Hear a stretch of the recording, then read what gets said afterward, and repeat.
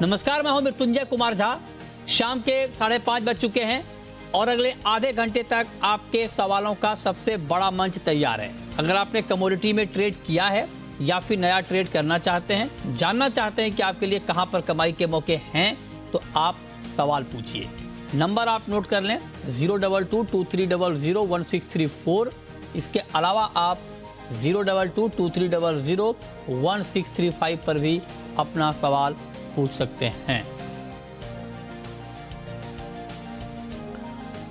और आज की चर्चा में हमारे साथ 4 खास मेहमान हैं। हमारे साथ हैं अतुल चतुर्वेदी, प्रेसिडेंट हैं एससीए के, बीएस राजपाल हैं मंजीत कॉटन के, बीरेन वकील हैं पैराडाइम कमोडिटी के, और अनुज गुप्ता हैं IIFL सिक्योरिटीज के। आप सभी का बहुत स्वागत है।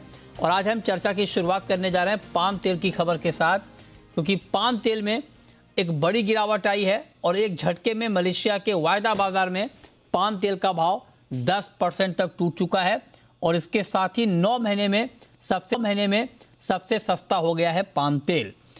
तो क्या ये जो गिरावट आई है अभी और बढ़ सकती है? ये गिरावट क्यों आई है और आपके किचन तक इसका इम्पैक्ट कब तक पहुंचेगा, इसी पर बात करेंगे। पहले अतुल जी हमारे साथ जुड़ चुके हैं। सर, बहुत बहुत स्वागत है आपका। पहला सवाल तो आपसे यही कि इतनी तेज गिरावट क्यों? देखिए, इंडोनेशिया जो है ना, आपको ध्यान होगा हम लोगों ने थोड़े दिन पहले भी आपसे बोला था कि जो भी इंडोनेशिया कर रहा है ये अपने पैर पर खुद कुल्हाड़ी मार रहा है, क्योंकि 4 मिलियन टन यानी 40 लाख टन तेल उनके यहाँ हर महीने पैदा होता है। और अगर उसका आप एक्सपोर्ट रोक दोगे, क्योंकि उनका खुद का कंजम्पशन तो केवल 15 लाख टन से ऊपर नहीं है बायोडीजल मिला के, तो कहीं ना कहीं तकलीफ तो होनी है। उनकी तकलीफ ये हुई कि जो $2100 का तेल था वो आज $1200 के अंदर चला गया। तो एक तो सरकार ने रेवेन्यू खोई, जितने क्रशर्स थे या जितने रिफाइनर्स थे वहाँ के, उनने बेचारों ने पैसा खोया, और वहाँ के किसानों ने भी जबरदस्त पैसा खोया। और नतीजा ये हो गया है कि आज उनके यहाँ तेल का भंडार 8 मिलियन या 80-90 लाख टन के बीच में हो गया है। तो कहीं ना कहीं उसका प्रेशर तो बाजारों पे दिखाई देगा। और दुनिया में बगैर इंडोनेशिया के जीना भी सीख लिया था पिछले 1-1.5 महीने के अंदर।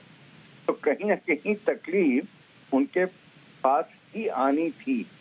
तो मैं इसके साथ एक चीज आपके साथ और बोलूंगा, मेरे को ऐसा भी लगता है कि शायद हिंदुस्तान ने भी इंडोनेशिया से कुछ न कुछ सीख लिया है, क्योंकि आज जब बाजार इतने मंदे हो गए हैं तो हम ये सुनाई पड़ रहा है कि TRQ इशू किए गए हैं 0 ड्यूटी के, जबकि आज उल्टा होना चाहिए कि यहाँ पे ड्यूटी बढ़ानी चाहिए ड्यूटी घटाने के बजाय, क्योंकि इतने बाजार अगर नीचे रहेंगे तो आज आप अभी तक अपने कंज्यूमर के बारे में आप बातें करते थे, आगे आप बात करोगे किसानों के बारे में, क्योंकि किसान को बेहद नुकसान होगा इन सब चीजों का।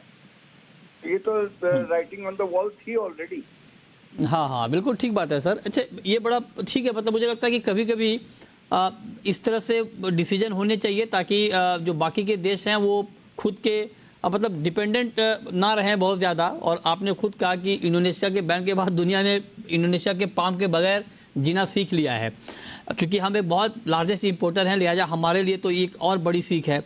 अगला सवाल सर मेरा आपसे और होगा कि क्या जो अभी ग्लोबल हालात हैं, जो अभी आपने जिक्र किया, ये पीक प्रोडक्शन का सीजन है पाम का, यूक्रेन वाला जो मामला था वहाँ से भी अब हमारा सनफ्लावर का इंपोर्ट होने लगा है, सोयाबीन के दाम अमेरिका में गिर रहे हैं, सोया तेल के दाम गिर रहे हैं, तो क्या ये माना जाए कि ये गिरावट अभी कीमतों में और बढ़ने वाली है?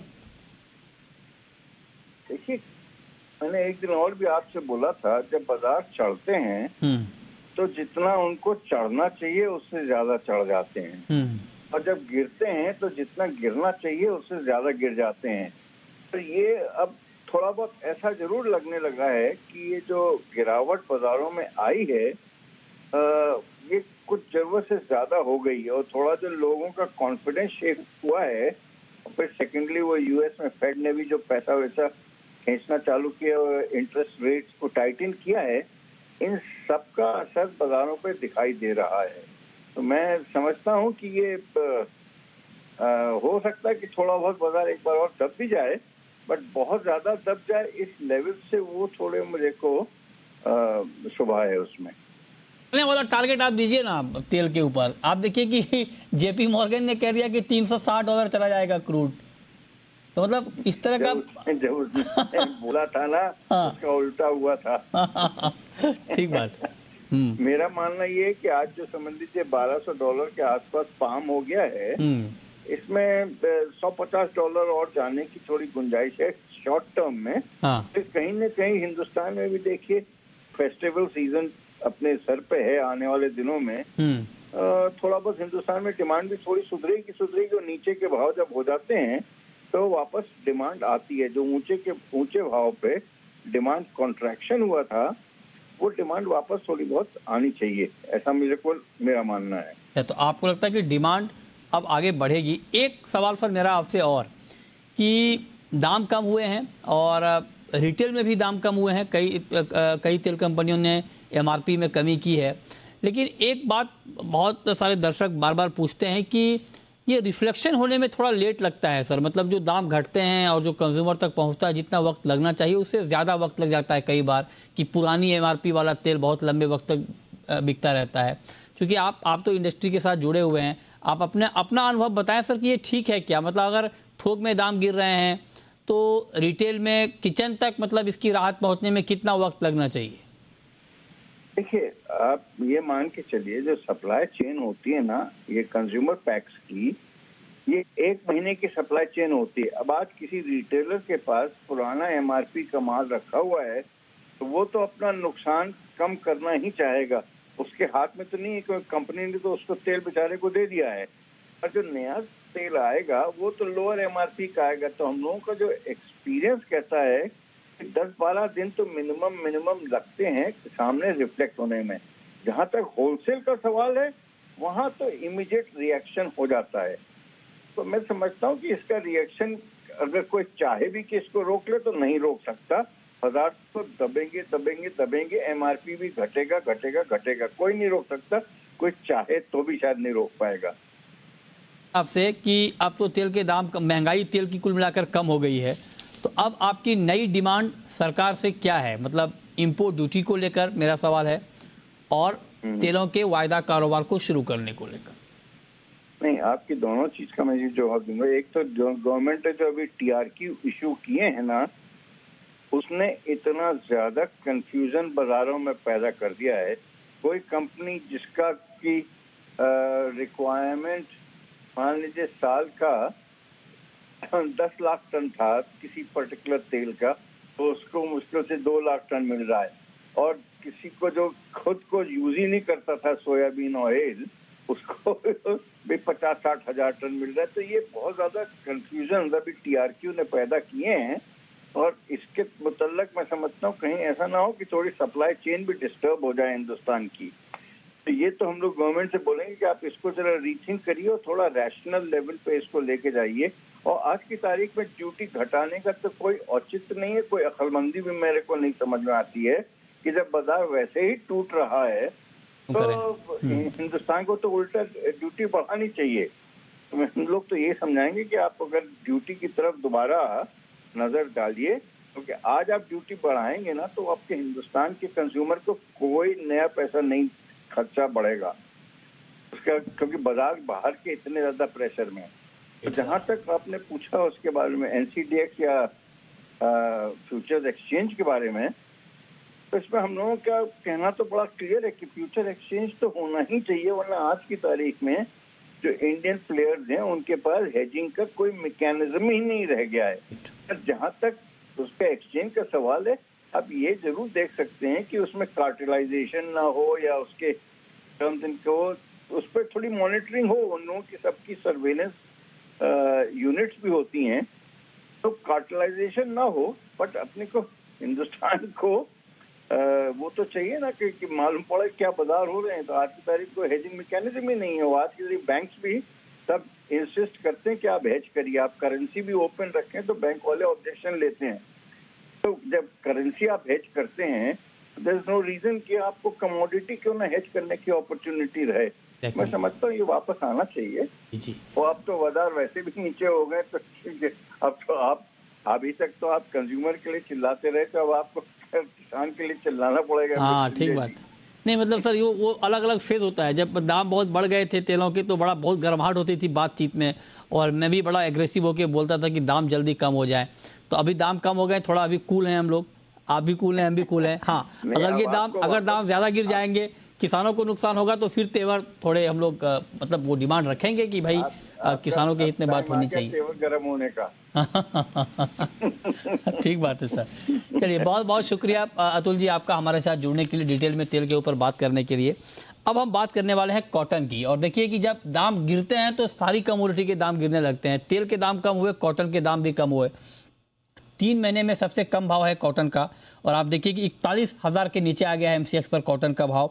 घरेलू बाजार में दाम 3 महीने के निचले स्तर पर हैं, और अब कॉटन की बुआई बढ़ने की खबरें भी आ रही हैं। 4% के आसपास बुआई बढ़ी है अच्छी बारिश की वजह से। हमारे साथ BS राजपाल हैं, मंजीत कॉटन के जोड़ रहे हैं इस वक्त। राजपाल जी बहुत बहुत स्वागत है आपका। कॉटन कीमतों में लगातार कमजोरी है सर, ये गिरावट अभी और बढ़ने वाली है? नमस्कार जी। ऐसा है कि जो गिरावट अभी जो आई है, ये जैसा मैक्रो इकोनॉमिक जो है ठीक नहीं है, महंगाई दर बढ़ रही है जिस हिसाब से, और अमेरिका में भी रेट ऑफ इंटरेस्ट बढ़े हैं, तो हेज फंड वाले अपनी पोजीशन कम करते जा रहे हैं, प्रॉफिट बुकिंग में आ रहे हैं, वो बाहर निकल रहे हैं। उसके वजह से आइस जो टूट रहा है, एक जो नीचे आने का सबसे बड़ा एक कारण ये था। और सेकंड, जो आने वाले नए सीजन की क्रॉप का साइज भी ठीक आ रहा है। आपको हमने पहले भी मेरे ख्याल 4 महीने पहले ही बता दिया था कि क्रॉप का साइज इंडिया का बढ़ेगा, तो 7 से 8 से 10% तक की क्रॉप का साइज भी बढ़ने वाला है। तो वही कारण है कि जो प्राइस अभी टूट रहा है। बट ये है कि यहाँ से अभी जो नए सीजन लगने को आज भी 3 महीने 3.5 महीने बाकी है। हाँ। नया कॉटन जाएगा डेफिनेटली कम होगा। अगर यूँ देखा जाए तो कम प्राइस भी नहीं आज भी। आप अगर इस साल का एक एक्स्ट्रा साल, ऐतिहासिक साल था, क्योंकि सप्लाई चेन में डिस्टर्बेंस आ गया था। कोविड के बाद में सब डिस्टर्बेंस होने से प्राइस सडनली ऊपर बढ़ गया, तो उसको आप बेस नहीं बनाना चाहिए। अगर आप लास्ट 3 ईयर 4 ईयर का देखें तो उसके हिसाब से जो अभी प्राइस आ रही है अक्टूबर की 70 से 72,000 रुपये पर खंडी, वो भी कोई कम प्राइस नहीं है, नॉर्मल प्राइस है, अच्छी प्राइस है। तो आज अगर अपन आज का जो पर्टिकुलर ईयर को देखते हैं तो अपने को लगता है कि बहुत नए सीजन में रेट कम है, पर मेरे हिसाब से रेट वो भी कम नहीं है, ठीक रेट है। मतलब अब जहाँ तक सवाल ये 2 से 3 महीने नए सीजन में आने तक बहुत ज्यादा मार्केट प्राइस नीचे नहीं गिरेगी। उसका कारण क्या है कि एक तो मिलों का कंजम्पशन भी कम हो गया, 30 से 35% कंजम्पशन कम हो गया। आगे कॉटन भी नहीं है अक्टूबर तक बहुत ज्यादा, तो मेरे ख्याल से यहाँ से प्राइस बहुत ज्यादा नीचे नहीं जाएगा अगस्त सितंबर तक। अक्टूबर तक जरूर नॉर्मल पोजीशन बन जाएगी।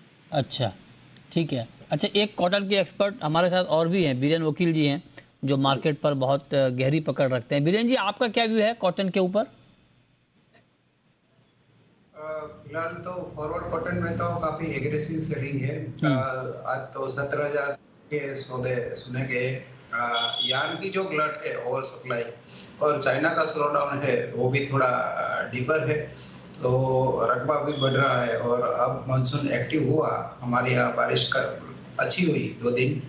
मुझे ऐसा लग रहा है कि यहाँ से भी हम MCX की अगर बात करें, क्योंकि फॉरवर्ड कॉन्ट्रैक्ट जो नई सीजन का है वो तो लिक्विड नहीं है इंडिया में, बट अगर जुलाई कॉटन जो आज 41,000 है, यहाँ से और भी 2,000 कम हो सकता है।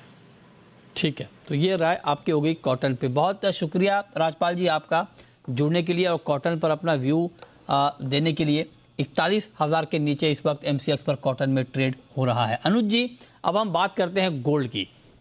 गोल्ड में देखिए पिछले हफ्ते शुक्रवार से जो तेज़ी का सिलसिला शुरू हुआ है वो कंटिन्यू है, और अभी भी MCX पर करीब करीब 200 रुपये की तेज़ी है। 52,100 के ऊपर है MCX पर गोल्ड। क्या लगता है आपको, ये तेज़ी अभी बढ़ने वाली है? मृत्युंजय जी, गुड इवनिंग। देखिए, जो MCX में तेजी है वो तो सबको पता ही है कि इंपोर्ट ड्यूटी की वजह से है। इंटरनेशनल मार्केट में जो रिसेशन का फियर है उसकी वजह से एक सपोर्टिव फैक्टर देखने को मिला है गोल्ड के अंदर। तो हमने देखा है कि 18 नीचे में करीबन $1,782 का लो मार के ऑलमोस्ट $1807 के आसपास ट्रेड कर रहा है। थोड़ी सी डॉलर के अंदर वीकनेस भी देखने को मिली आज, हालांकि यूएस मार्केट भी बंद है, तो जो बॉन्ड यील्ड है वो भी थोड़ी सी करेक्ट हुई है हायर लेवल से, और यूएस डॉलर भी करेक्ट होता है, इसलिए हम थोड़ा सा एक अपसाइड मोमेंटम देख रहे हैं। हालांकि इंटरनेशनल मार्केट में एक रेंज बाउंड मूवमेंट है, मगर डोमेस्टिक मार्केट में एक तेजी का सिनेरियो आता हुआ दिखाई दिया है। हमें लगता है कि इंट्राडे पर्सपेक्टिव से देखें तो या फिर अगर हम वेरी शॉर्ट टर्म बात करें तो हमें लगता है कि बाय ऑन डिप्स की स्ट्रेटेजी गोल्ड में देखने को मिल सकती है। कहीं ना कहीं देखें तो एक सेफ हेवन के तौर पर यहाँ पे खरीदारी लौटती हुई दिखाई दी है। मगर अगर इंटरनेशनल मार्केट की तरफ देखते हैं तो करीबन 1825 का जो एक सपोर्ट था वो मार्केट ने लास्ट वीक ब्रेक किया है और उसके बाद एक पैनिक सेलिंग देखने को मिली थी, तो अब चल रहा है $1860 के आसपास। हमें लगता है कि अगेन एक बार 1820-25 को मार्केट टेस्ट कर सकता है, फिर वहां से हम एक अगेन सेलिंग प्रेशर आता हुआ देखेंगे जो कि नीचे करीबन 1800 तक आ सकता है। क्योंकि अगर आप देखेंगे तो गोल्ड और सिल्वर दोनों ने ही अपने जो लोज थे, ईयर लोज, वो ब्रेक किए हैं, तो उसके बाद हम एक पैनिक सेलिंग आते हुए देख रहे हैं। तो फिलहाल अभी जो ट्रेडिंग स्ट्रेटेजी है इंट्राडे के लिए, वो तो गोल्ड के अंदर तो हमारी बाय की कॉल रहेगी। हमें लगता है कि गोल्ड के अंदर खरीदारी का ट्रेड बना सकते हैं, ऑलमोस्ट करंट रेट से खरीदारी का ट्रेड ले सकते हैं। ऊपर में 52,500 तक का टारगेट, 51,750 का स्टॉप लॉस लगा सकते हैं। इंटरनेशनल मार्केट में एक्सपेक्टेड है कि 1815 से लेकर $1820 तक के लेवल देखने को मिल सकते हैं। तो गोल्ड के अंदर हमें लगता है कि इंट्राडे के लिए या 1-2 दिन के पर्सपेक्टिव से बाय का ट्रेड बना के चला जा सकता है। ठीक है, ओके। अब हम शुरू करते हैं सवाल और जवाब। पहला सवाल है प्रवीण का हिसार से। पूछिए प्रवीण जी। नमस्कार सर। नमस्कार, पूछिए। सर मैंने फ्राइडे को 5 लॉट गोल्ड के सेल किए थे 51,950 पे। अच्छा, तो मैं क्या स्टॉप लॉस रखूं और क्या टारगेट रखूं? 51,950 पे आपने शॉर्ट कर दिया। ओहो, बताइए बीरेन जी, क्या सुझाव आपका इनके लिए? आज हमारा कॉल सेल साइड का है 5220 का, और हमको ऐसा लग रहा है कि कॉमेक्स का गोल्ड है वो 2-4 दिन में 1780 तक आना चाहिए, 1780 रुपये में भी हम थोड़ा करेक्शन दिख रहे हैं। जो आज 78-88 है वो शायद 78-25-30 आएगा। यहाँ से मैं गोल्ड में डोमेस्टिक प्राइस में 400-500 रुपया डाउन साइड देखता हूँ। ठीक है। कैलाश चंद्र मोदी जुड़ रहे हैं इस वक्त हमारे साथ सदलपुर से। पूछिए कैलाश जी। नमस्कार सर। नमस्कार, पूछिए। सर कॉपर का ट्रेंड बताएं इस महीने का। कॉपर में बहुत गिरावट आ चुकी है और 18 महीने के आसपास के निचले स्तर पर है एलएमई पर कॉपर। एमसीएक्स पर भी आप देखिए 680 के नीचे आ चुका है। बताइए अनुज जी, कॉपर में भी और गिरावट? देखिए कॉपर में गिरावट रहेगी, बट करंट रेट पे नहीं। यहाँ से अगर 2 या 3 रुपए भाव बढ़ते हैं 682 के आसपास तक, तो वहाँ पर हमारा सेल का कॉल रहेगा। हालांकि आज मार्केट बंद है तो मोमेंटम ज़्यादा देखने को नहीं मिलेगा, बट हाँ अगर बाउंस बैक लेता है 682 के आसपास तो वहाँ पे बिकवाली का ट्रेड ले सकते हैं। 690 पे स्टॉप लॉस लगाएं। टारगेट नीचे 670 से लेकर 665 तक देखने को मिल सकता है। प्योरली इंट्राडे कॉल रहेगी। कल का मार्केट हॉलीडे के बाद कैसे खुलता है वो देखना होगा, बट आज के लिए हमें लगता है कि सनराइज का मार्केट कॉपर में देखने को मिल सकता है। ठीक है, अगला सवाल है सुष्मिता का। पूछिए। कुशिता का पूछिए। हेलो जी, पूछें। सर हमें सिल्वर के लिए पूछना है, हमें बाय करना चाहिए, सेल करना चाहिए एट दिस लेवल? ओके, अभी जो करंट है। यस, करंट रेट पर आप जानना चाहती हैं कि क्या चांदी में बाइंग करें या सेलिंग करें, तो क्या सुझाव आपका बीरेन जी? एट दिस लेवल तो मेरे पास कॉल नहीं है, बट अगर 57-800 के आसपास मिलता है नया कॉन्ट्रैक्ट सितंबर का तो मैं बाय प्रेफर करूंगा। इसमें अपसाइड में 59,000 यानी 5900 तक का प्राइस 1,1200 की तेजी मिलेगी। पोजिशनल कॉल है तो इसकी वैलिडिटी 7-8 दिन की है। आपके पास कोई कॉल करंट रेट पर अनुज जी चांदी में? देखिए हमारा व्यू थोड़ा सा नेगेटिव है। लास्ट डिस्कशन हमने सेलिंग का बताया था, उसके बाद नीचे मार्केट करंटली टूटा है, तो यहाँ पे हमारा बिकवाली का ही कॉल रहेगा। अभी 58,300 का रेट चल रहा है। अगर 100-200 रुपये भाव ऊपर आते हैं करीबन 58,600 के आसपास तक, तो बिकवाली का ट्रेड लें। नीचे में टारगेट हमें लगता है कि 57,000 तक देखने को मिल सकता है। $20 का काफी स्ट्रॉन्ग एक साइकोलॉजिकल लेवल था सिल्वर में इंटरनेशनल मार्केट में, वो उसने ब्रेक किया है। तो हमें लगता है कि अभी फिलहाल थोड़ा सा प्रेशर में रहेगा सिल्वर, तो सलन राइज की अपॉर्चुनिटी यहाँ पर देखनी चाहिए। ठीक है, नेक्स्ट कॉलर रमेश हैं। पूछिए रमेश जी। मेरे को गोल्ड खरीदना है, कुछ करना नहीं है, गोल्ड खरीदना है, 4 लॉट खरीदना है। कितना? 4 लॉट आपको गोल्ड खरीदना है, तो उस बाइंग का लेवल क्या होना चाहिए अनुज जी? 4 लॉट इनको बाई करना है गोल्ड, किस भाव पर बाई करें? देखिए मुझे लग रहा है कि इनका शायद पोजिशनल व्यू है, और जिस तरीके का अभी ट्रेडिंग सेंटीमेंट चल रहा है, मुझे लगता है कि थोड़ा सा वेट करें। नीचे अगर भाव $1,800 के आसपास आप वेट करें, क्योंकि इनको 4 लॉट लेना है तो स्टैगर्ड वे में ये परचेज कर सकते हैं। नीचे स्टार्टिंग जो है वो $1,800 के आसपास से कर सकते हैं। मींस करीबन आपका जो रेट है वो करीबन 51,500 के आसपास रेट मिलता है, तो वहाँ पर आप 1 लॉट ले सकते हैं। और उसके बाद आप नीचे $1,870 के आसपास, $1,860 के आसपास परचेजिंग कर सकते हैं। क्योंकि जिस तरीके से बुलियन मार्केट में हमने करेक्शन देखा है तो हमें लगता है कि शॉर्ट टर्म में थोड़ा सा सेंटीमेंट जो है वो नेगेटिव हुआ है और यहाँ पर शॉर्ट टर्म में थोड़ी बहुत बिकवाली देखने को मिल सकती है।